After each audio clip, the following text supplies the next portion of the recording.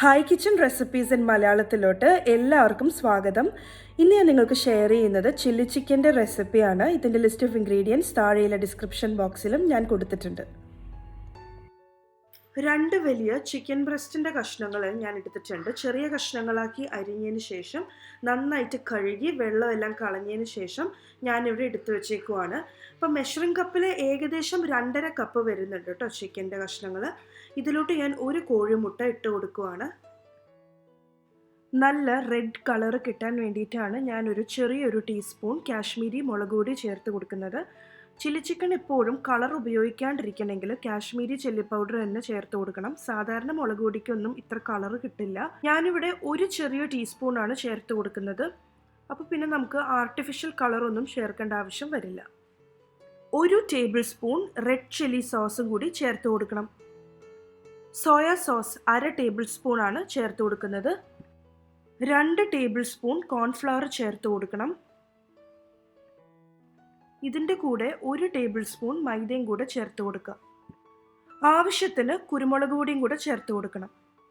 സോസുകളിലൊക്കെ ഉപ്പുള്ളത് കൊണ്ട് തന്നെ നമ്മളിപ്പോൾ ഉപ്പ് ചേർക്കുമ്പം സൂക്ഷിച്ച് വേണം ചേർക്കാനായിട്ട്, കൂടിപ്പോരുത്. ചിക്കൻ്റെ മാരിനേഷനുള്ള എല്ലാ ഇൻഗ്രീഡിയൻസും ഞാൻ ചേർത്തിട്ടുണ്ട്. ഇനി നമുക്ക് നന്നായിട്ട് മിക്സ് ചെയ്തെടുക്കണം. അങ്ങനെ വളരെ നന്നായിട്ട് എല്ലായിടത്തും നന്നായിട്ട് മിക്സ് ചെയ്തതിന് ശേഷം നമുക്ക് ഇതിന് അരമണിക്കൂറെങ്കിലും ഫ്രിഡ്ജിൽ സെറ്റ് ചെയ്യാൻ വേണ്ടി എടുത്തു വെക്കണം. ഇപ്പോൾ പലവർക്കും ഉണ്ടാവുന്ന ഒരു ബുദ്ധിമുട്ടാണ്. അപ്പോൾ ഇത് കഴിഞ്ഞിട്ടുണ്ടെങ്കിൽ നെക്സ്റ്റ് സ്റ്റെപ്പ് എന്ന് വെച്ചാൽ ഈ ചിക്കൻ കഷ്ണങ്ങളൊക്കെ നമ്മൾ എണ്ണയിൽ ഫ്രൈ ചെയ്തെടുക്കാൻ പോവാണ്. അപ്പോൾ പലവരും പറയാറുള്ളൊരു കാര്യമാണ്, എണ്ണയിൽ ഫ്രൈ ചെയ്തെടുക്കുമ്പം ഈ ചിക്കൻ കഷ്ണങ്ങളിൽ കോട്ട് ചെയ്ത് വന്നിട്ടുള്ള എല്ലാ സോസുകളും പൊടികളും എല്ലാം ആ എണ്ണയിൽ അങ്ങോട്ട് ഒലിച്ചു പോകണമെന്ന്.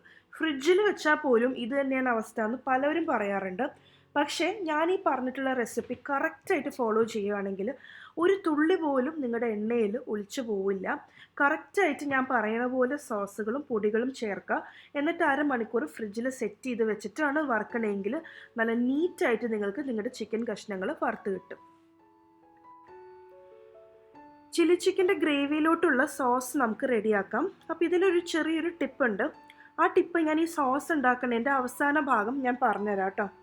അപ്പോൾ ഇപ്പോൾ നമ്മൾ സോസ് ഉണ്ടാക്കാനായിട്ട് 2.25 ടേബിൾ സ്പൂൺ റെഡ് ചില്ലി സോസാണ് ഒഴിച്ചു കൊടുക്കുന്നത്. ഒരു 3/4 ടേബിൾ സ്പൂൺ സോയ സോസും കൂടി ഒഴിച്ചു കൊടുക്കുന്നുണ്ട്. 1 ടേബിൾ സ്പൂൺ ടൊമാറ്റോ കെച്ചപ്പും കൂടെ ഒഴിച്ചു കൊടുക്കാം. എരിവിന് വേണ്ടിയിട്ടും പിന്നെ നല്ല റെഡ് കളർ കിട്ടാൻ വേണ്ടിയിട്ട് ഞാനിതിലോട്ട് ഒരു 1/2 ടേബിൾ സ്പൂൺ കാശ്മീരി മുളക് പൊടി ചേർത്ത് കൊടുക്കുവാണ്. ഇതിലോട്ട് ഞാനൊരു 1/2 ടേബിൾ സ്പൂൺ വിനീഗറും കൂടെ ചേർത്ത് കൊടുത്തിട്ടുണ്ട്. ഇതിനെ നമുക്ക് നന്നായിട്ട് മിക്സ് ചെയ്തെടുക്കാം. അപ്പോൾ നമ്മളുടെ ഗ്രേവിയിലോട്ടുള്ള സോസിൻ്റെ മിക്സ് റെഡി ആയിട്ടുണ്ട്. ഇനി ഞാൻ ടിപ്പിലോട്ട് വരാം. നമ്മുടെ ഈ ചില്ലി ചിക്കനൊക്കെ കുറച്ചൊരു സോസി ആയിട്ടാണ് നമ്മളെപ്പോഴും റെസ്റ്റോറൻറ്റ്സിൽ നിന്നൊക്കെ കിട്ടുന്നത്. അപ്പോൾ നിങ്ങൾ ചെയ്യേണ്ടത്, ശരിക്കും പറഞ്ഞാൽ ഇത്രയും സോസ് പോരാ, കുറച്ചും കൂടെ സോസ് വേണം. പക്ഷേ എല്ലാ സോസും കൂടെ ആദ്യമേ ഇടുകയാണെങ്കിലും നമ്മൾ അതിനെ ഒന്ന് വഴറ്റിയെടുക്കുന്ന സമയത്ത് കുറച്ച് സോസൊക്കെ അങ്ങോട്ട് അബ്സോർബ് ആയി പോയിട്ട് എന്താ പറയുക, ആ ഒരു ഷൈനിങ് ഒന്നും കിട്ടാണ്ട് ഭയങ്കര ഡ്രൈ ആയി പോകും. അതുകൊണ്ട് മെയിൻ സോസ് ഇതുപോലെ ഉണ്ടാക്കിയതിന് ശേഷം പിന്നെ നമുക്ക് ഇടയ്ക്ക് നമ്മുടെ ടേസ്റ്റ് അനുസരിച്ച് സോസ് ഇട്ട് കൊടുക്കുകയാണ് ചെയ്യേണ്ടത്. ഓക്കെ, ഞാൻ എത്ര സോസാണ് ഇട്ടത് എന്നുള്ളതെല്ലാം ഞാൻ ഈ വീഡിയോയിൽ കൃത്യമായിട്ട് ഞാൻ പറയുന്നുണ്ട്. അപ്പോൾ ആദ്യം നിങ്ങൾ ഇതുപോലെ മെയിനായിട്ട് ഒരു ബേസ് സോസ് ഉണ്ടാക്കി വെക്കാം. അങ്ങനെ അരമണിക്കൂർ സെറ്റ് ചെയ്യാനായി ഫ്രിഡ്ജിൽ വെച്ചിട്ടുണ്ടായിരുന്ന മാരിനേറ്റ് ചെയ്ത ചിക്കൻ കഷ്ണങ്ങൾ നമുക്ക് ഓരോ ബാച്ചായിട്ട് ഇതുപോലെ ഡീപ്പ് ഫ്രൈ ചെയ്തെടുക്കാം. ഇതിന് ഉപയോഗിക്കുന്ന എണ്ണ നിങ്ങൾക്ക് സൺഫ്ലവർ ഓയിലോ കനോല ഓയിലോ ഉപയോഗിക്കാം. പക്ഷെ വെളിച്ചെണ്ണയൊന്നും ഉപയോഗിക്കരുത്, പിന്നെ നമുക്ക് ആ ഒരു ചൈനീസ് ടേസ്റ്റ് കിട്ടില്ല. അപ്പോൾ ഇതുപോലെ നന്നായിട്ട് ഫ്രൈ ചെയ്തെടുക്കാം. അപ്പോൾ ഫ്രൈ ചെയ്യുമ്പോൾ ഇങ്ങനെ കുറച്ചൊരു ഫ്യൂ സെക്കൻഡ്സ് കഴിയുമ്പോൾ നമുക്ക് തിരിച്ചിട്ട് കൊടുക്കാം.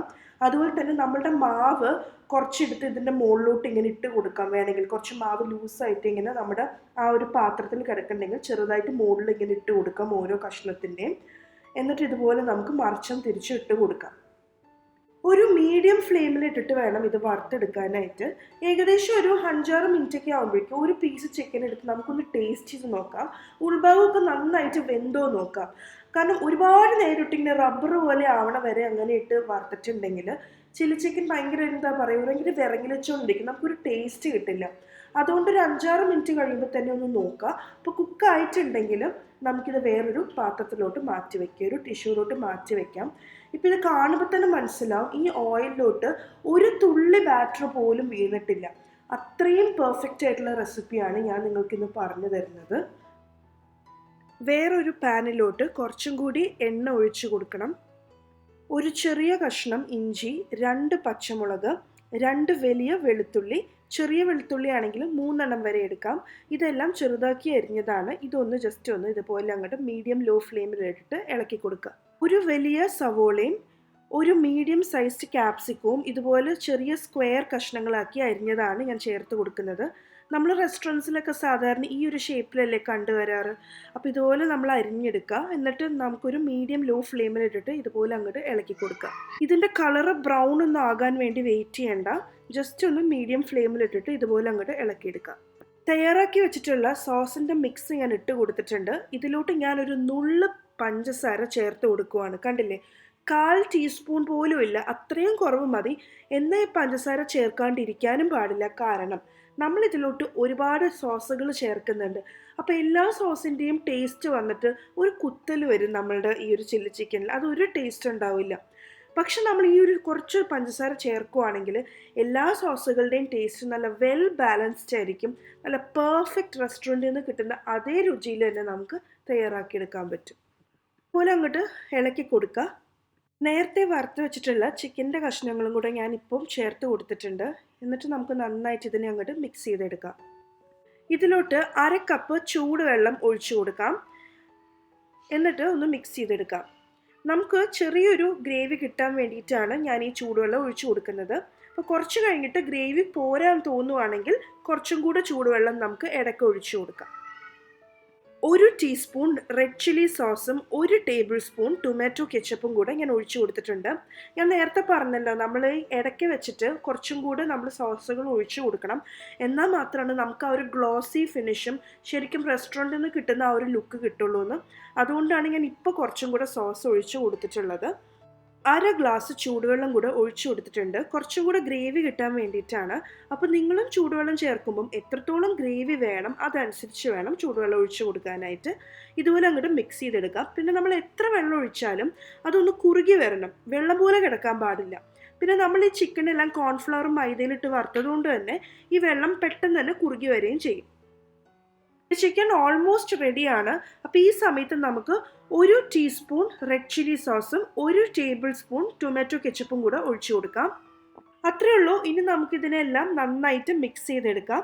അപ്പോൾ നമ്മൾ സോസുകൾ 3 പ്രാവശ്യമായിട്ടാണ് നമ്മൾ ഈ ഗ്രേവി ഉണ്ടാക്കുന്ന സമയത്ത് ചേർത്തത്. ആദ്യം നമ്മളൊരു ബേസ് സോസ് പോലെ എല്ലാ സോസുകളും മിക്സ് ചെയ്തിട്ട് ചേർത്തിട്ടുണ്ടായിരുന്നു. പിന്നെ ഇത് ഉണ്ടാക്കുന്നതിൻ്റെ ഇടയ്ക്ക് നമ്മൾ കുറച്ച് സോസുകൾ ചേർത്തു. പിന്നെ ഏറ്റവും അവസാനം സോസുകൾ ചേർത്തു. അതിൽ സോയ സോസ് നമ്മൾ ചിക്കൻ വറക്കുമ്പോൾ ചിക്കൻ മാരിനേറ്റ് ചെയ്യാൻ വേണ്ടി നമ്മൾ ചേർത്തിട്ടുണ്ടായിരുന്നു. അതുകൂടാണ്ട് നമ്മൾ ആ ബേസ് സോസിൻ്റെ കൂടെയും ചേർത്തു. അതല്ലാണ്ട് ഇടയ്ക്കും അവസാനവും നമ്മൾ സോയ സോസ് മാത്രം ചേർക്കുന്നില്ല. ഓക്കെ, അതാണ് ഇതിൻ്റെ ഒരു പ്രത്യേകത.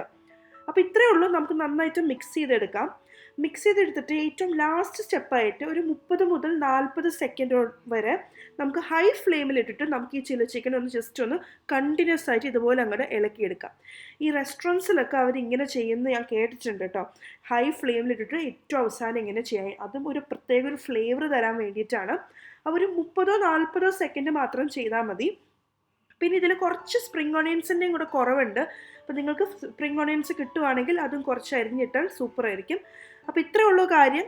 നിങ്ങളെല്ലാവരും ഇത് തീർച്ചയായിട്ടും ട്രൈ ചെയ്ത് നോക്കണം. വളരെ സിമ്പിളാണ്, നല്ല ടേസ്റ്റിയാണ്.